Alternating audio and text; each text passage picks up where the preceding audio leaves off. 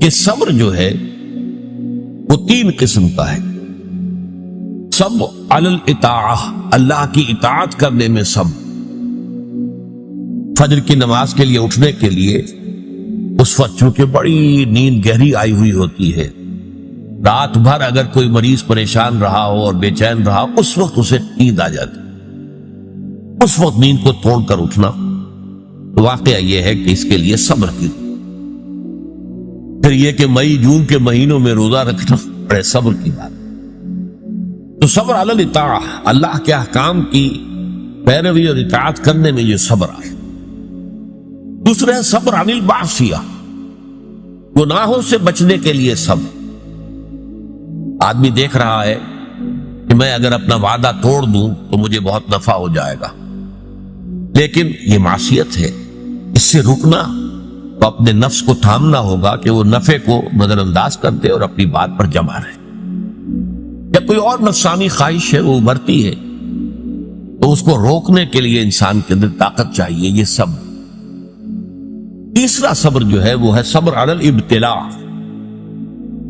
آزمائش پر صبر۔ اللہ تعالیٰ کی طرف سے یہ ہمیشہ کا ایک قاعدہ ہے، قانون ہے کہ جو لوگ بھی ایمان کا دعویٰ کریں ان کو جانچا جاتا ہے، پرکھا جاتا ہے، امتحانات میں سے گزارا جاتا ہے، آزمائشوں کی بھٹیوں میں سے گزارا جاتا ہے۔ تو یہ صبر علی الابتلاء جو ہے یہ اصل میں موضوع ہے ہمارے اس پانچویں حصے، اس لیے نوٹ کر لیجئے کہ وہ صبر علی الطاعہ اور صبر علی المعصیہ وہ اس میں اصل میں زیر بحث نہیں ہے، وہ پچھلے حصوں میں آ چکے ہیں، خود امپلائیڈ ہو۔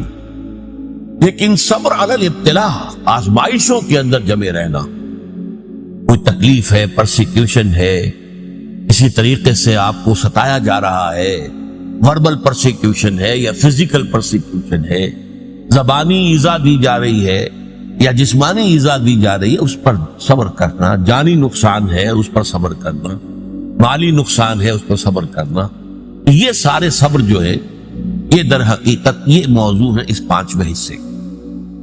اب اس میں بھی تاریخی اعتبار سے نوٹ کر لیجئے کہ ایک تھا وہ صبر جو صحابہ کو مکے میں کرنا پڑا، اور ایک وہ صبر و مصابرت ہے کہ جو مدینے میں آ کر شروع ہوا۔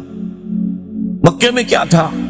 یک طرفہ صبر تھا، جو تمہیں ستایا جائے، تکلیف دی جائے، جھیلو، برداشت کرو، کھڑے رہو، پیچھے بھی نہیں ہٹنا لیکن جوابی کارروائی بھی نہ کرنا۔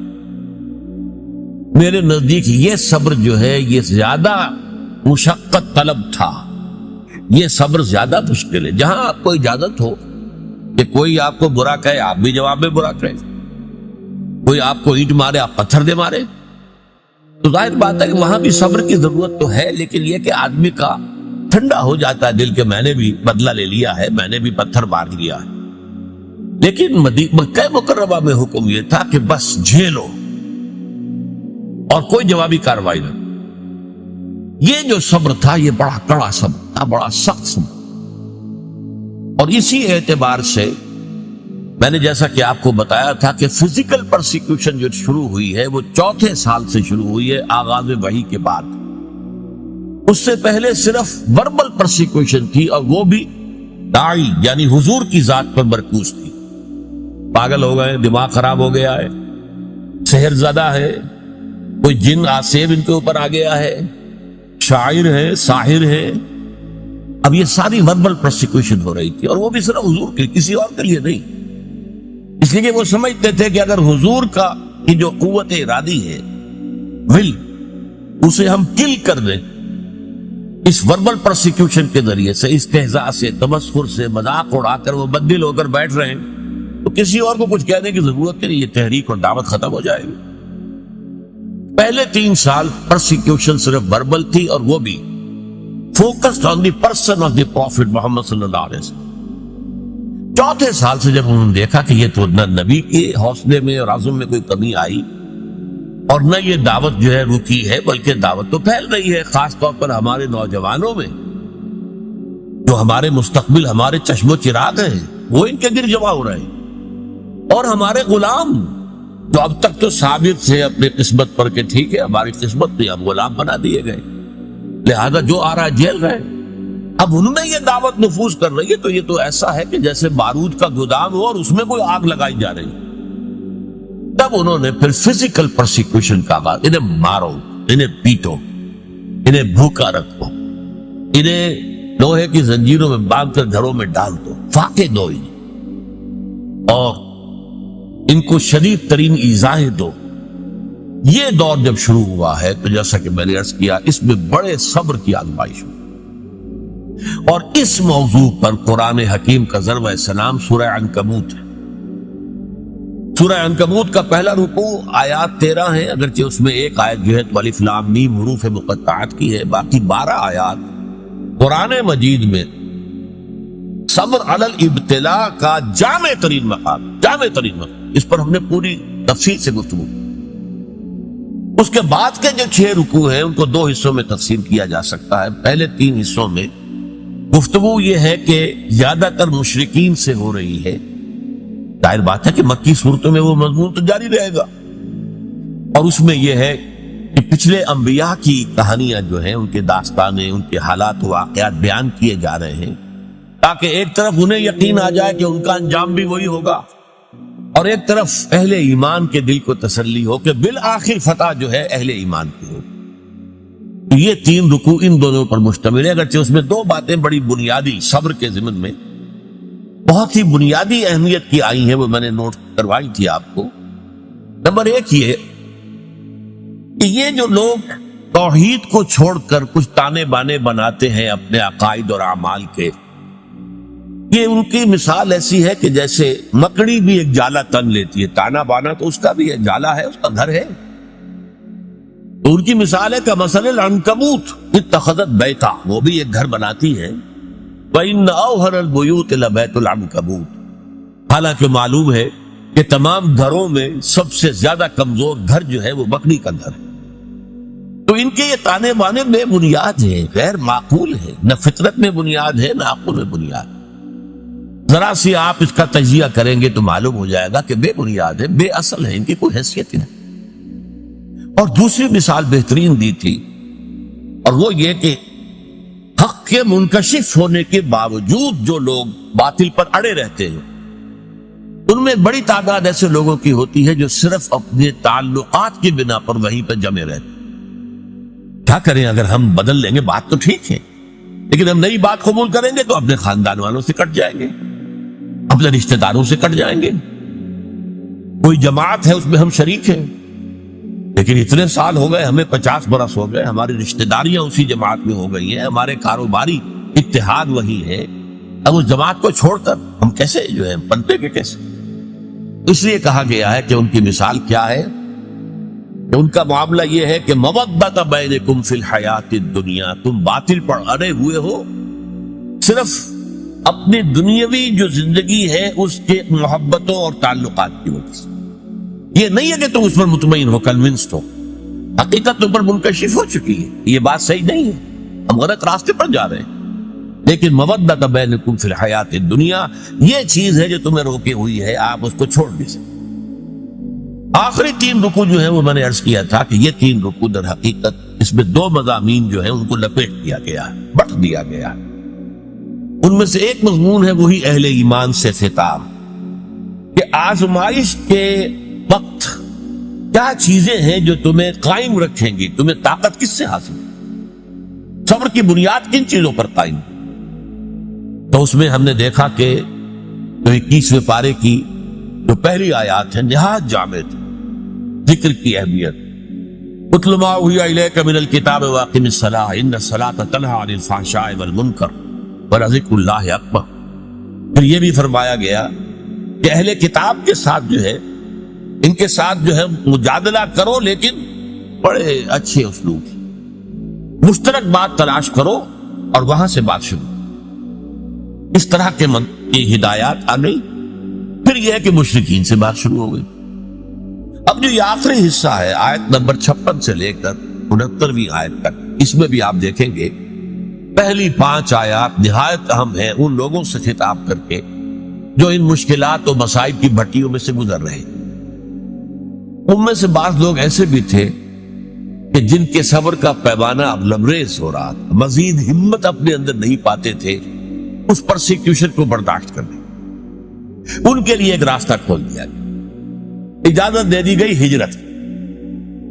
اگر تم ہمارے دین پر قائم نہیں رہ سکتے، اس جگہ پر اتنی سختی ہے، اتنا تشدد ہے، تو ٹھیک ہے تم ہجرت کر جاؤ. میری زمین بڑی وسیع ہے، بڑی کشادہ ہے، زمین سے نہ بندھے رہو. پروفیسر مرزا محمد منور صاحب ایک لفظ استعمال کیا کرتے تھے، میں اس کو انہی کے حوالے سے استعمال کر رہا ہوں. Islamic culture is not earth bound. اسلامی تہذیب اور ثقافت جو ہے وہ زمین سے جڑی ہوئی نہیں ہے. ایک ہوتا زمین، بھارت ماتا، ہم سب بھارت کی اولاد ہے، نہیں، سنز آف دی سوئل. نو، ہمارا تعلق نظریات سے ہے، اللہ سے ہے، ایمان سے ہے. اس بنا پر ہماری ایک جمعیت ہے. ان کی جمعیت کا ہے ملک و نسب پر اعتبار، اور قوت دین سے ہے مستحکم جمعیت تیری. اس اعتبار سے مسلمان جو ہے وہ ارتھ باؤنڈ نہیں ہے. اگر ایک جگہ پر رہتے ہوئے تم دین پر نہیں چل سکتے، چھوڑو اس جگہ کو، دفع کر دو اسے، اور چلے کہیں اور چلے جاؤ. لیکن ساتھ ہی کچھ اور باتیں بھی کہہ دی گئی. تو یہ در حقیقت اور یہ موقع کیا تھا؟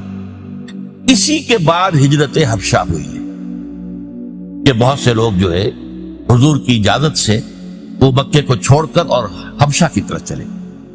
لیکن یہ ہجرت صرف اس کے اندر صرف ایک چوائس دیا گیا تھا، ایک اجازت دی گئی تھی. یہ ہجرت واجب نہیں تھی. اس کے بعد جو ہوئی ہے 7 سال کے بعد ہجرت مدینے کی، وہ واجب تھی.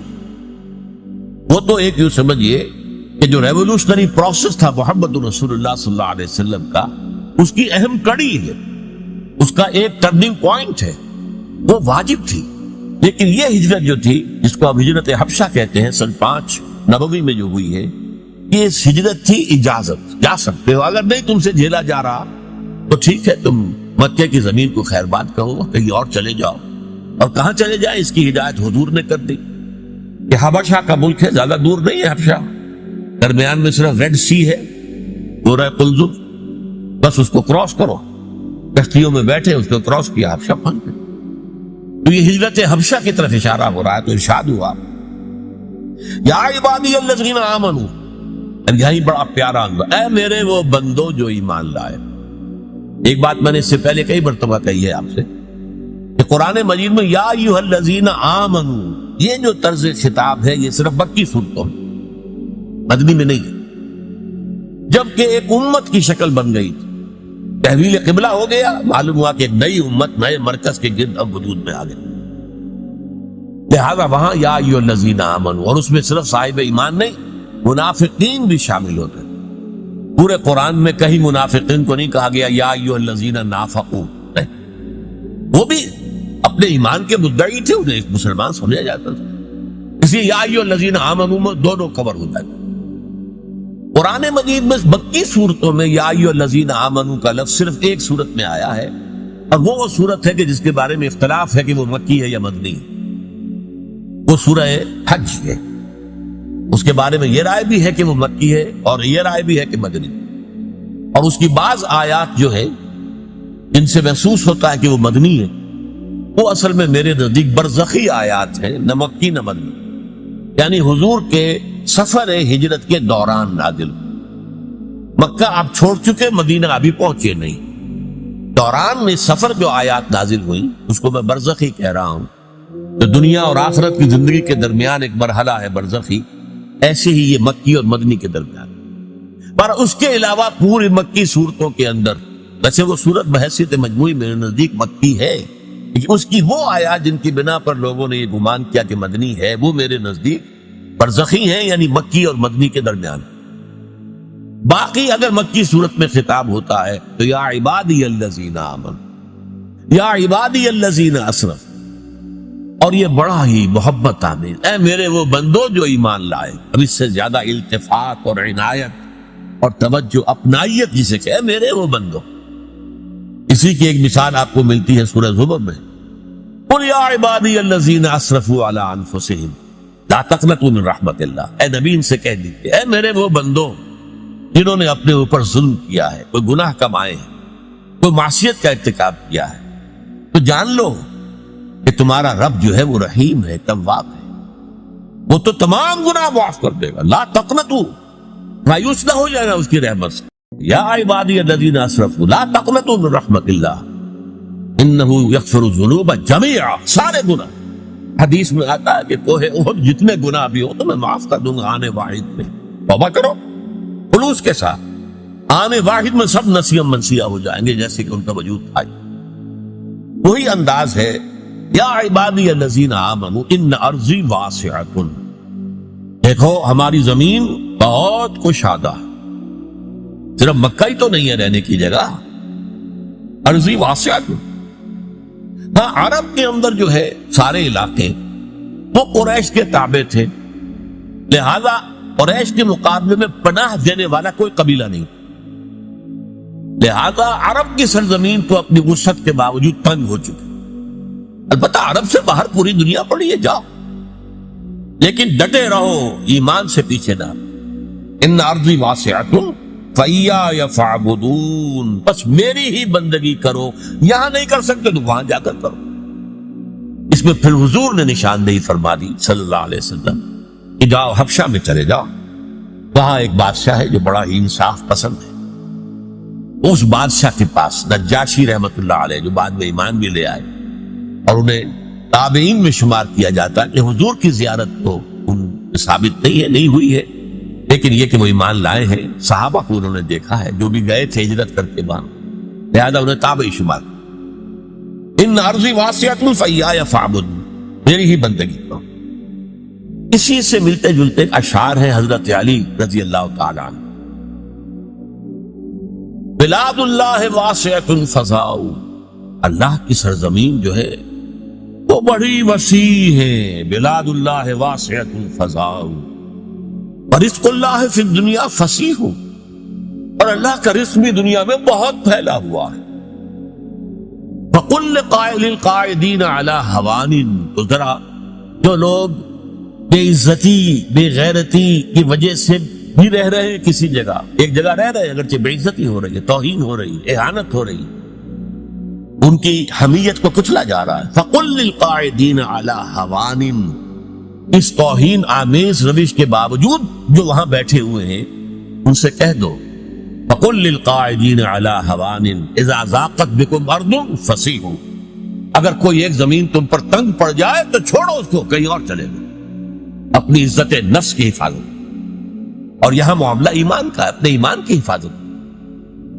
یا عبادی الذین آمنوا ان ارضی واسعۃ فإیایا فاعبدون کل نفس ذائقۃ الموت ثم الینا ترجعون۔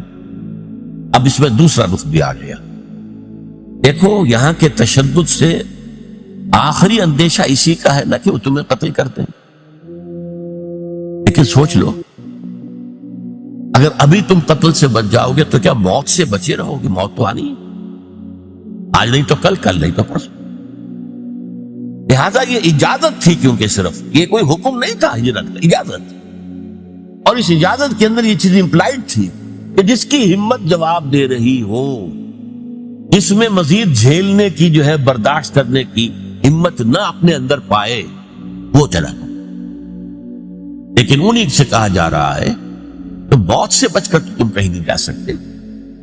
اگر سمیہ رضی اللہ تعالی عنہ اور یاسر رضی اللہ تعالی عنہ کو شہید کر دیا ابو جہل نے، اور تمہیں بھی کر دیں تو کیا تمہیں تکلیف ہوگی؟ سیدھے جنت میں جاؤ، حساب کتاب کا انتظار نہیں ہوگا، یوم قیامت کا بھی انتظار نہیں۔ باقی لوگ بڑے سے بڑا ولی اللہ ہو وہ بھی جنت میں داخل ہوگا قیامت کے بعد، حساب کتاب کے بعد، اور تم تو جاؤ گے فوراً جنت کے اندر۔ لہٰذا یہ پہلو سامنے رکھ۔ اب دیکھیے میں نے عرض کیا تھا پہلے رکوع کے درس میں کہ دو چیزیں اس میں ساتھ ساتھ چل، دلجوئی بھی اور ڈانٹ ڈپٹ۔ یہاں دلجوئی کا پہلو کیا ہے؟ ٹھیک ہے بھائی، اگر برداشت سے باہر بات ہو رہی ہے تمہارے تو جاؤ، تمہیں اجازت ہے، تم ہجرت کرو۔ بات یہ بھی کس چیز سے ڈر کر جا رہے ہو؟ موت سے، موت تو آنی ہے۔ کل نفس ذائقۃ الموت ثم الینا ترجعون، پھر ہماری طرف تمہیں پلٹنا ہے، لوٹا دیا جائے گا۔ والذین آمنوا وعملوا الصالحات، اور وہ لوگ جو ایمان لائے اور عمل صالح کرے، جو ڈٹے رہے اس پر، لنبوئنہم من الجنۃ غرفا تجری من تحت الانہار، ہم لازماً انہیں جگہ دیں گے جنت کے بالا خانوں میں جن کے نیچے نہریں بہ رہی. یہاں دیکھیے وہی صیغہ اب آ رہا ہے جو پہلے رکوع میں بار بار آیا. لَنَجْزِيَنَّهُمْ أَحْسَنَ الَّذِي كَانُوا يَعْمَلُونَ. وہاں پر آیا تھا ہم تو لازماً آزمائیں گے. وَلَنَبْلُوَنَّ، وہ بھی ہے ان کو آزمایا جائے گا. تو اس اعتبار سے وہی صیغہ تاکید کا. لَنُبَوِّئَنَّهُمْ، ہم لازماً انہیں دیں گے، جگہ دیں گے. مِنَ الْجَنَّةِ غُرَفًا، جنت کے بالا خانوں میں. تجری من تحتہا الانہار، جن کے نیچے نہریں بہتی ہوں گی. خالدین فیہا، اس میں وہ ہمیشہ ہمیشہ رہیں گے. نعم اجر العاملین، بہت ہی اچھا اجر ہوگا عمل کرنے والوں کا. اور اب نہایت خوبصورت مقام ہے یہاں پر. عمل کرنے والوں کی بنیاد کیا ہے؟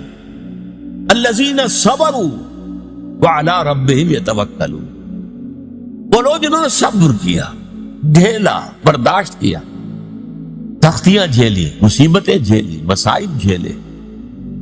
جبکہ مکے کی گلیوں میں گھسیٹا جا رہا تھا حضرت بلال کو، اور جیسے جانور کی لاش گھسیٹی جاتی ہے، کھینچ کر لائی جاتی ہے، اسی طریقے سے ایک زندہ انسان، گوشت پوشت کا انسان، اور اس کے گردن میں رسی ڈال کر دے دی ہے چھوکروں کو، گھسیٹو اس کو گلیوں کے.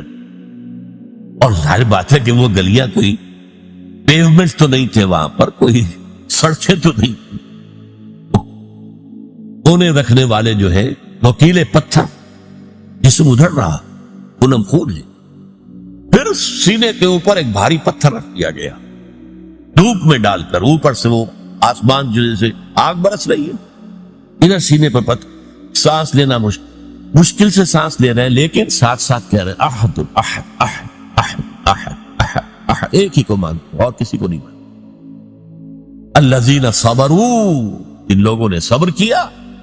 وعلی ربہم یتوکلون، اور جو اپنے رب ہی پر توکل کرتے رہے. ہمارا پروردگار ہی ہمارے لیے راستے کھولے گا، ہمارا پروردگار ہی آخر میں ہماری مدد کرے گا، ہمارا پروردگار جو ہے ہمیں کامیابی نصیب فرمائے گا. علی ربہم یتوکلون. وَكَأَيٍّ مِّن دَابَّةٍ لَا تَحْمِلُ رِزْقَهَا، اور کتنے ہی چوپائے ہیں زمین میں تم دیکھتے ہو، وہ اپنا رزق اٹھائے تو نہیں پھرتے. یہ پرندے جو ہیں، کیا ان کا رزق ان کے پاس اسٹور میں کہیں ہوتا؟ حضرت مسیح کا ایک بڑا پیارا جملہ ہے سرمن آف دی ماؤنٹ میں. کیوں فکر کرتے ہو، اپنے حواریین سے کہہ رہے، کیوں فکر کرتے ہو کہ کیا کھائیں گے؟ تم جنگل کی چڑیوں کو نہیں دیکھتے کہ وہ خالی پیٹ اپنے گھونسلوں سے نکلتی ہیں اور شام کو آسودہ ہو کر واپس آتی ہیں؟ ان کے پاس کہیں کوئی جمع تو نہیں ہے، کوئی ذخیرہ تو نہیں ہے گندم کا یا کسی اور چیز. جو آسمان کے پرندوں کو کھانے کو دیتا ہے، کیا وہ تمہیں نہیں دے گا؟ یہ خوبصورت انداز. کیوں فکر کرتے ہو کیا پہنو گے؟ جنگل کی سوسن کو نہیں دیکھتے کہ جس قدر شاندار لباس اللہ نے اسے دیا ہے، رنگین. سلیمان بھی اپنی ساری شان و شوکت کے باوجود ویسا ملبس نہ تھا، ویسا لباس اس کے پاس بھی نہیں. تو جو جنگل کی گھاس کو لباس دیتا ہے، جو آج ہے اور کل جھونک دی جائے گی آگ میں، کیا وہ تمہیں لباس نہیں پہنائے؟ یہ ہے توکل اللہ کی ذات. وَكَأَيٍّ مِّن دَابَّةٍ لَا تَحْمِلُ رِزْقَهَا اللَّهُ يَرْزُقُهَا وَإِيَّاكُمْ، اللہ ہی انہیں بھی رزق دیتا ہے، تمہیں بھی دے گا. کیوں فکر کرتے ہو کہ کل کیا کھائیں؟ آج جس نے تمہیں رزق دیا وہ کل بھی دے گا. تم اس کے اوپر توکل کرو، اعتماد کرو. وَهُوَ السَّمِيعُ الْعَلِيمُ، اور وہ سب کچھ سننے والا ہے، سب کچھ جاننے والا ہے. یہ 5 آیات بھی یوں سمجھیے کہ اس صبر کے موضوع پر، جو صبر کے اس وقت مکی دور میں تھا، یک طرفہ صبر، ایک ہے 2 طرفہ صبر. وہ آئے گا مدنی صورتوں میں جب ہم پڑھیں گے، سورہ بقرہ، سورہ آل عمران. لیکن یہ ہے یک طرفہ صبر، جو آئے جھیلو، برداشت کرو، لیکن کوئی جوابی کارروائی نہیں کرو. اس صبر کے لیے جو ہدایات دی گئیں سورہ عنکبوت کے آخری 3 رکوع جو ہے انہی پر مشتمل ہے. اور ان میں سے یہ 5 آیات جو ابھی ہم نے پڑھی ہیں نہایت اہم ہے، نہایت جان.